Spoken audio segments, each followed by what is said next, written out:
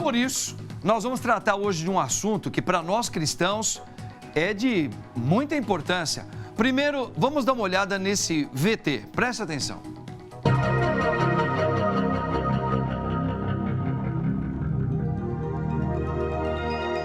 Meu coração está repleto de riquezas. Há espaço para Deus?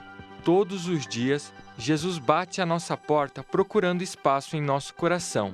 Mas será que temos espaço para recebê-lo?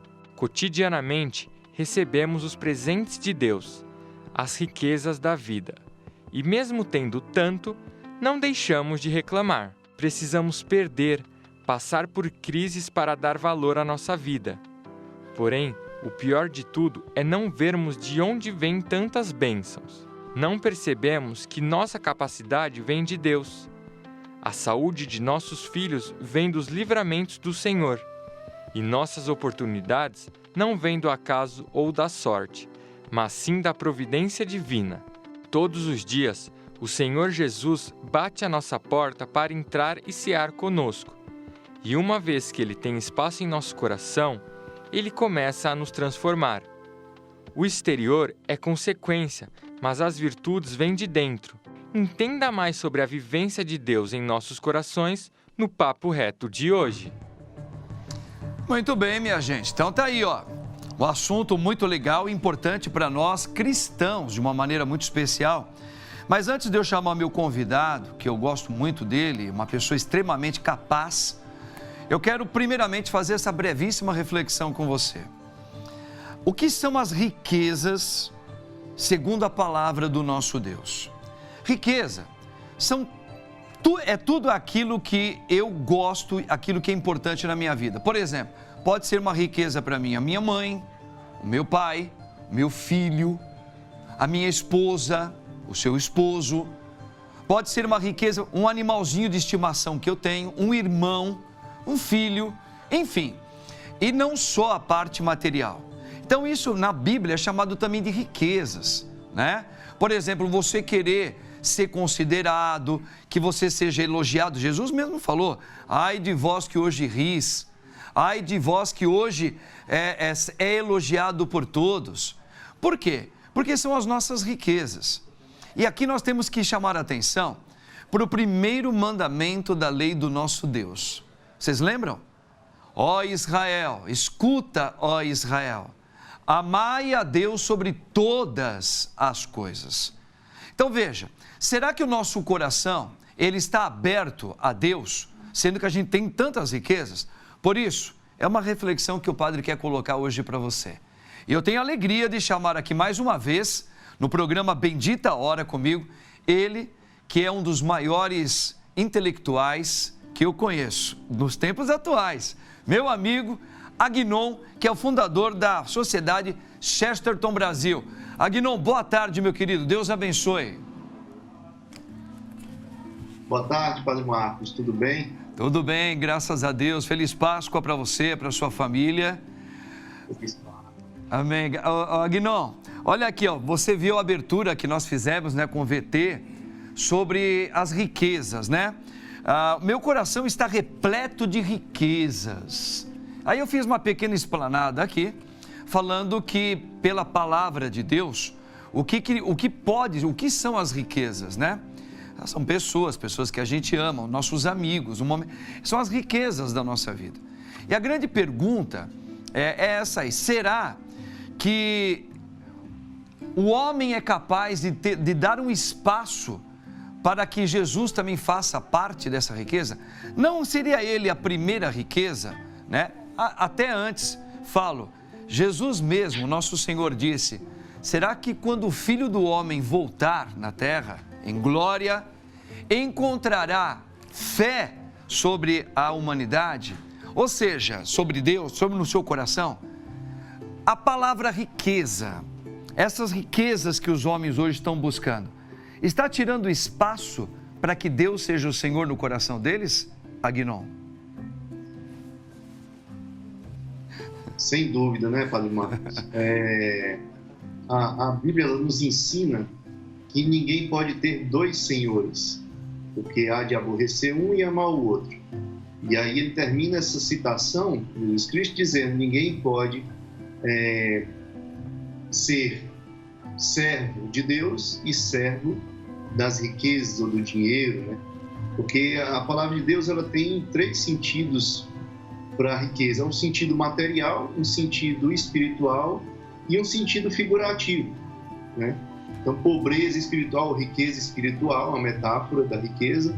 Existe a riqueza que é material e existe a riqueza que é metafórica, né? Que é tudo aquilo, como você mesmo citou, às vezes é um objeto, às vezes é uma pessoa, às vezes são as suas vontades, né?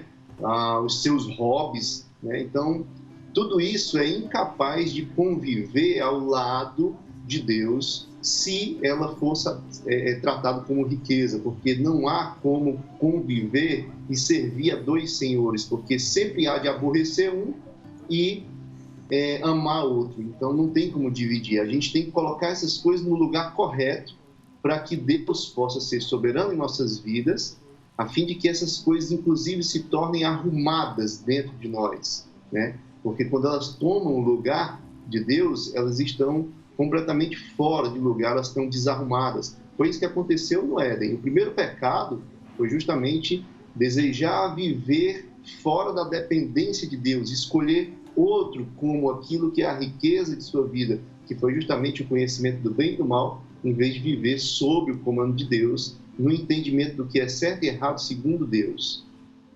Entendi, maravilha, é isso mesmo. Agnon, eu vou deixar já uma pergunta aqui, e já entro para o Merchan. Nós temos algo, o próprio Senhor chorou quando ele perdeu seu amigo Lázaro, né? Ele chorou várias vezes, Jesus, mas essa é um momento muito forte. E Jesus certamente amava a sua mãe também, os seus amigos, e nós também choramos, principalmente nessa época onde muitos amigos, parentes nossos estão indo por causa dessa pandemia, etc., e outras doenças também.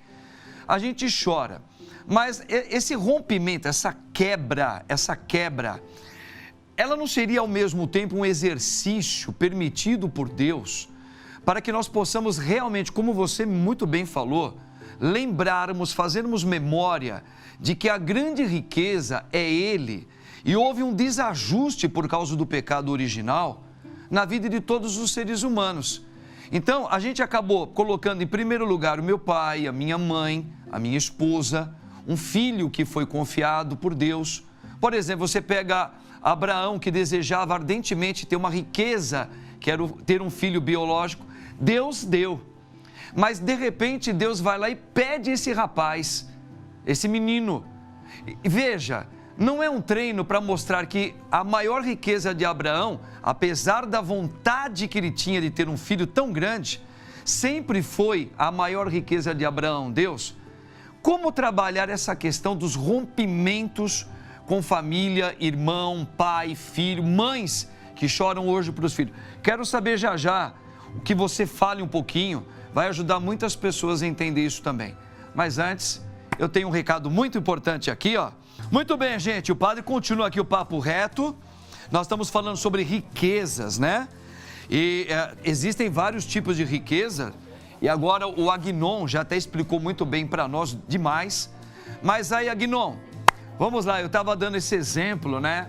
Que realmente o próprio Abraão, né, que sonhava em ter um filho, e para ele foi talvez a maior riqueza dentro da sua humanidade ali, junto com a tua esposa. Mas Deus chamou, e a gente percebe que ele teve coragem, se fosse preciso, de entregar o filho a causa de Deus. Como trabalhar isso, Agnon? Porque, por exemplo, eu mesmo, esses dias aqui a gente teve que romper aqui com um amigo nosso que Deus o chamou, deixou esposa, deixou uma mãe, está muito chorosa, mas isso tem várias famílias acontecendo assim. Essa quebra, esse rompimento, essa entrega, seria um exercício também que a gente pode aproveitar para a gente falar qual é a minha maior riqueza. Se os homens buscassem mais a Deus, chorariam a saudade, mas com o coração mais brando, cheio de esperança.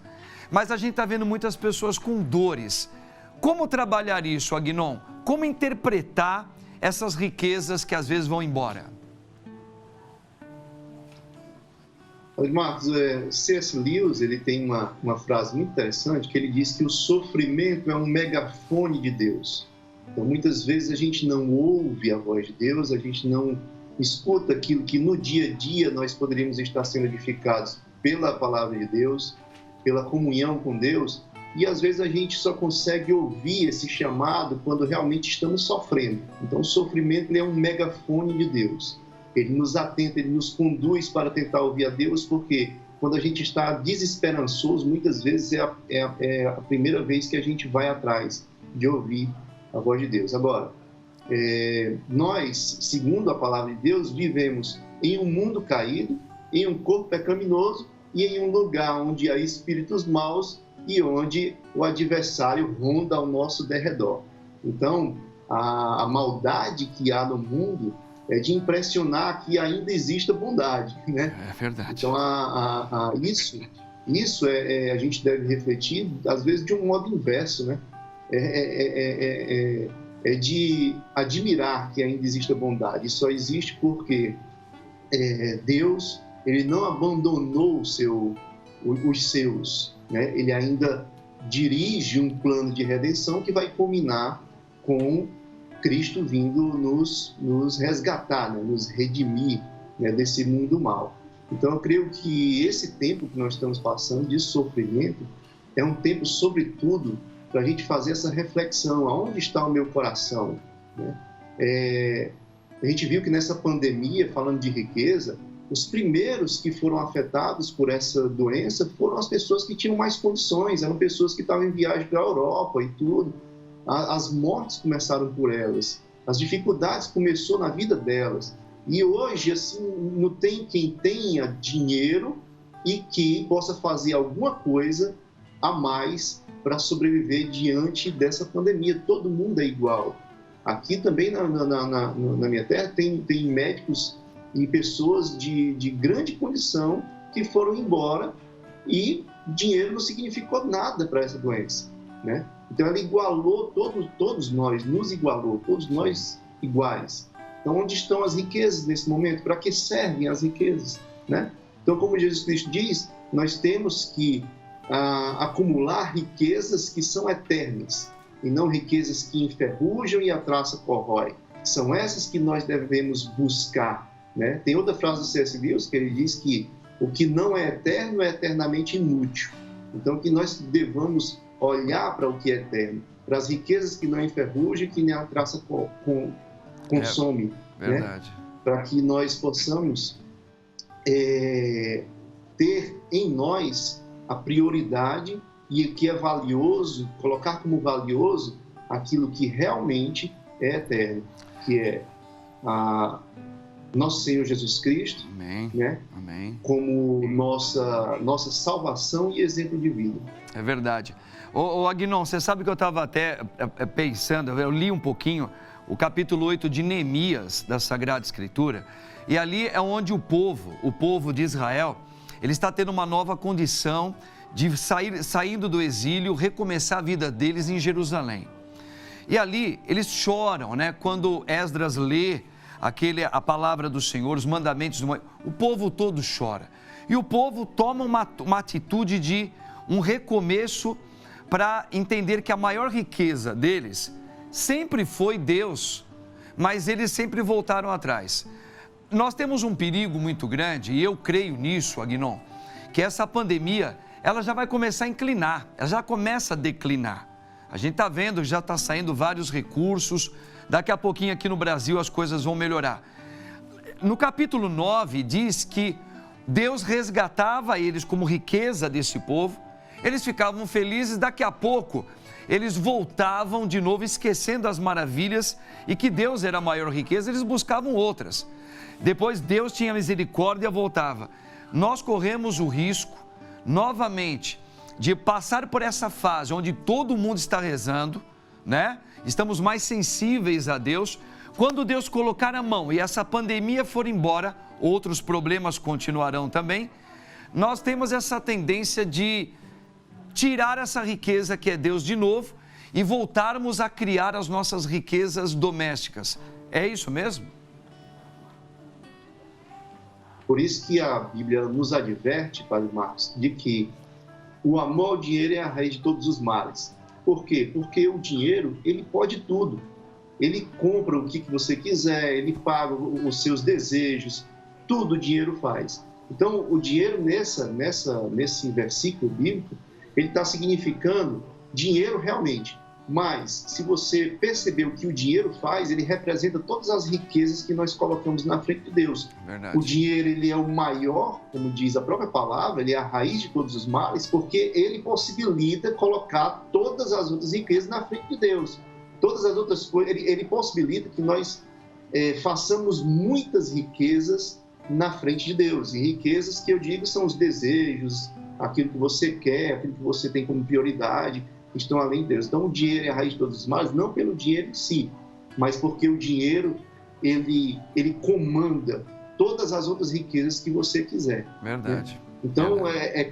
como você disse, o povo de Israel, é ou não é a imagem perfeita das nossas vidas hoje? Nós estamos bem, esquecemos de Deus. Quando sofremos, como disse esse livro, o sofrimento é o megafone de Deus, aí nós vamos atrás de novo.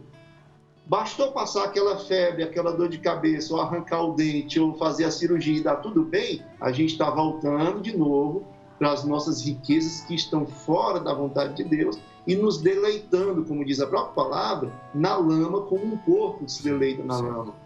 Né? Legal. Olha, então, a gente tem que ter Não, pode complementar, Guinon. A gente tem que ter esse cuidado porque como o próprio apóstolo Paulo diz, é uma luta entre a nossa carne e o nosso espírito. Verdade. E a nossa carne não é o nosso corpo, mas sim os poderes desse mundo, os quais a gente deixa que invadam o nosso ser e comandem os nossos desejos e as nossas vontades. Verdade. Né? Verdade. Então é necessário exercitar o nosso espírito a fim de que ele possa ir vencendo essa batalha. A vida cristã é uma batalha entre carne e espírito. Verdade. Ó, Guinon, então é por isso que a gente precisa estar atento a essa pedagogia divina, que ela não é a nossa, para a gente entender que no meio de todos esses males, na verdade o Senhor está ensinando o povo novamente a valorizar a verdadeira e única riqueza que é Ele. Pena que os seres humanos esqueceram disso. Olha, para fechar aqui, o nosso tempo acabou. Tem alguma dica que fala um pouquinho dessa riqueza aí, ó, que Chesterton escreveu de uma maneira sublime, alguma obra dele para os nossos amados começarem a ler?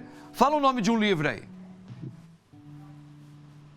O nome de um livro a respeito não dessas coisas em si, mas que ele traz a ideia geral dessas questões.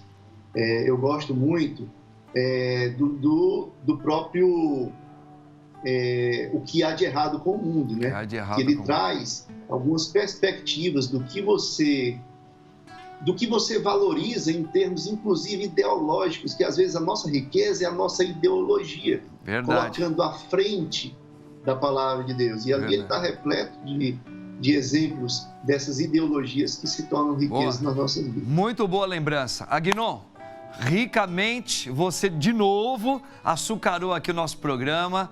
Muito obrigado. Até a próxima, se Deus quiser. Amei as suas explicações e uma feliz Páscoa para você. Tamo juntos.